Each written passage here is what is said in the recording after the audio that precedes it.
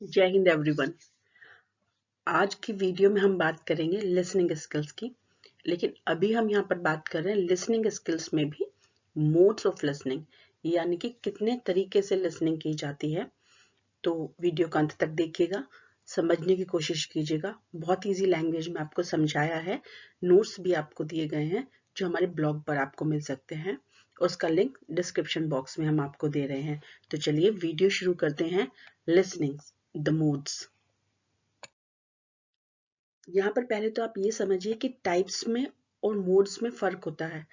Types में आप कितने प्रकार की लिसनिंग करते हैं ये बताया जाता है, जबकि मोड्स में आपको बताना होता है कि वो उतनी तरह की जो आप लिसनिंग कर रहे हैं वो किस किस तरीके से आप कर सकते हैं। तो यहाँ पर हम मोड्स की बात करेंगे। Here are only 4 kind of modes. या तो डिसएंगेज्ड होगी, या फिर कॉम्पिटिटिव, या फिर कॉम्बैटिव लिसनिंग, या फिर एक्टिव, और या फिर पैसिव। तो सबके बारे में एक एक बार पढ़ते हैं। सबसे पहले आता है डिसएंगेज्ड। डिसएंगेज का मतलब है कि आपकी फिजिकल बॉडी तो वहीं पर है जहां पर वो कन्वर्सेशन चल रहा है, लेकिन आपका माइंड बिल्कुल अलग है। आपको पता ही नहीं हो रहा कि क्या हो रहा है, लेकिन आपकी बॉडी वहीं पर है। एग्जाम्पल के लिए अगर हम चेक करें तो अगर एक स्टूडेंट बैठा हुआ है क्लासरूम में, लेकिन उसका दिमाग बिजी है कि शाम को मुझे अपने फ्रेंड की बर्थडे पार्टी की प्लानिंग कैसे कैसे करनी है, तो ये डिसएंगेज्ड है। याद रखिए, डिसएंगेज्ड और पैसिव में आपको अक्सर कंफ्यूजन हो जाता है। डिसएंगेज्ड में बॉडी वहीं पर रहती है, लेकिन माइंड जो है वो कहीं और घूमता है। जबकि पैसिव लिसनिंग में क्या होता है कि इंसान सब कुछ समझ रहा होता है, बहुत ध्यान से सुन भी रहा होता है, लेकिन उसका मूड नहीं होता कि वो किसी बात का जवाब दे या कोई क्वेश्चन पूछे। तो ये बहुत बड़ा डिफरेंस है, आपको याद रखना है।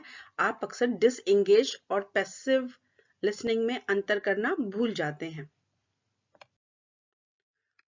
कॉम्पिटिटिव या कॉम्पिटिटिव जो लिसनिंग है, ये उस तरह की लिसनिंग होती है जिसमें लिसनर ये सोचता है कि मुझे ज्यादा आता है और स्पीकर को कम आता है। तो उसकी इंटेंशन हमेशा ये रहती है कि वो स्पीकर से अपने आप को ज्यादा एक्टिव या इंटेलिजेंट दिखाए।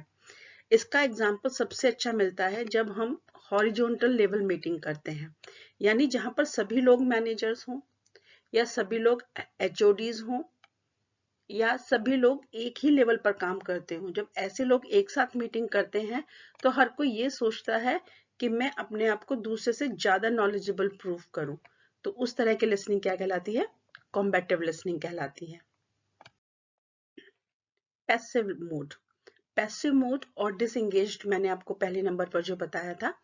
पैसिव मोड में क्या होता है कि लिसनर सुन तो सब रहा होता है केयरफुली, और उसे समझ भी आती है चीजें, लेकिन सबसे बड़ी प्रॉब्लम क्या है, वो नहीं पूछेगा कोई भी सवाल अगर उसे कोई डाउट भी है तो।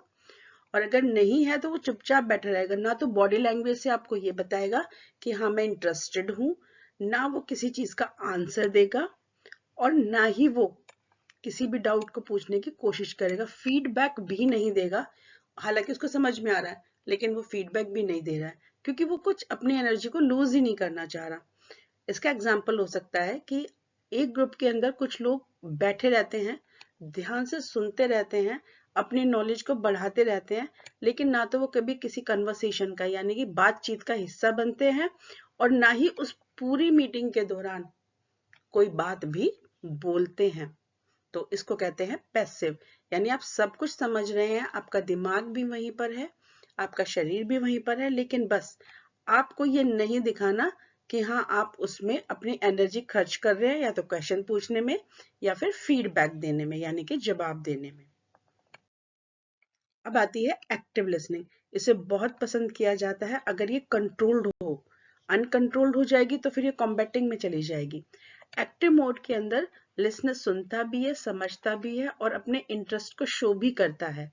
वो बॉडी लैंग्वेज भी यूज कर सकता है उसके लिए, और शब्दों का प्रयोग भी कर सकता है। तो इसमें लिसनर जो होता है वो बातों को रिपीट करके अपने मैसेज को दोबारा से कंफर्म भी कर सकता है कि जो मैंने समझा वो बिल्कुल सही था।